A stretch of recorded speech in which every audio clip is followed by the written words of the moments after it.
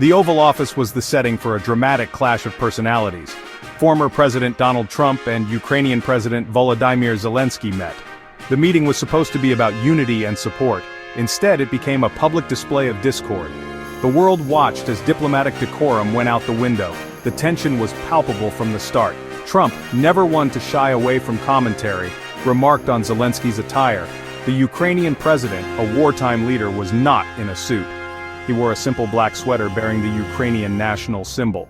This seemingly insignificant detail became a flashpoint. It ignited a firestorm of criticism and commentary. Zelenskyy's choice of attire was not a random fashion faux pas. It was a deliberate statement. The Ukrainian president was sending a message. He was a wartime leader, not a politician on a peacetime visit. His country was fighting for its survival. A suit seemed trivial in the face of such dire circumstances. The White House, however, was not impressed. Press Secretary Caroline Leavitt expressed their displeasure. She contrasted Zelenskyy's attire with Elon Musk's casual wear during a previous visit. Musk, she argued, was not a sovereign nation leader. The implication was clear. Zelenskyy had breached protocol. He had shown disrespect by not conforming to their expectations. The dispute over Zelenskyy's attire was symbolic of a deeper conflict. It highlighted the stark differences in perception and priorities. Trump, seemingly focused on appearances, seemed oblivious to the gravity of the situation. Zelenskyy, on the other hand, was living the reality of war. His people were dying. His country was under attack. A suit was the least of his concerns. This clash of perspectives was not limited to clothing. It permeated every aspect of their interaction. From Zelenskyy's body language to his tone of voice, Trump found fault. The former U.S. president seemed more concerned with protocol and deference than with the substance of their meeting. The discord between the two leaders was not confined to appearances. It extended to the very heart of the matter, the ongoing war with Russia. Zelenskyy, understandably wary of his aggressor, expressed reservations about trusting Russia in peace negotiations. This stance was met with pushback from Vice President J.D. Vance. He accused Zelenskyy of disrespect and of trying to litigate the terms of a potential deal in the Oval Office. Zelenskyy's response was pointed. He reminded Vance of the aid Ukraine had received from the U.S. He emphasized that he had expressed his gratitude for this support on numerous occasions, including that very day. The implication was clear. Vance's accusation of disrespect was unwarranted and misplaced. Section 5. Echoes of Impeachment Past. This latest clash between Trump and Zelenskyy cannot be viewed in isolation. It is inextricably linked to their past, a past marred by scandal and impeachment. In 2019, Trump was impeached by the House of Representatives. The charge? Abuse of power and obstruction of Congress. At the heart of this impeachment inquiry was a phone call between Trump and Zelenskyy. During this infamous call, Trump pressured Zelenskyy to investigate his political rival, Joe Biden. U.S. aid was leveraged as a bargaining chip. This blatant attempt to solicit foreign interference in U.S. elections sent shockwaves through the political landscape.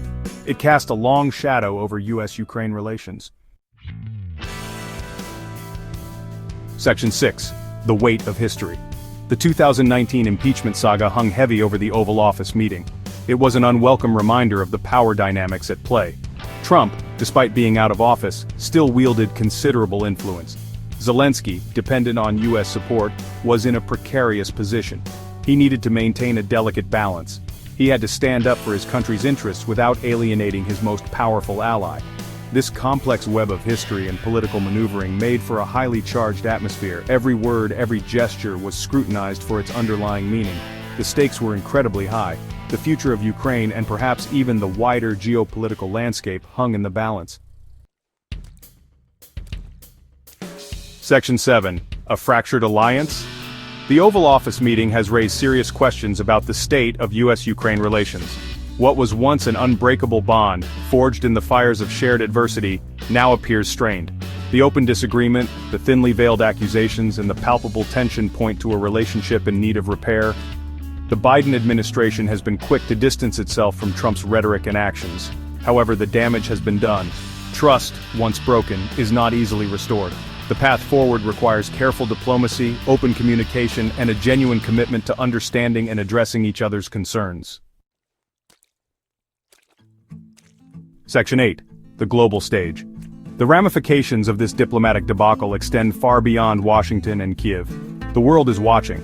Autocrats and dictators are taking notes. The image of a divided West at odds with itself while facing down a common enemy is not a comforting one.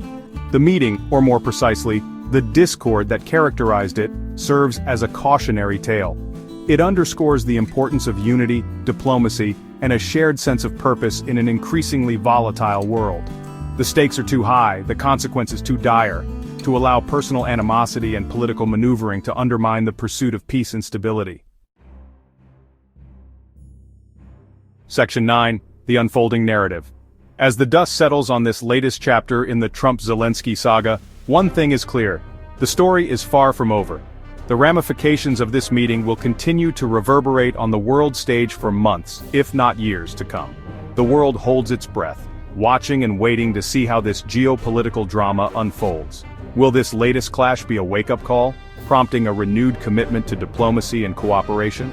Or will it be another step towards a more fractured and dangerous world? Only time will tell.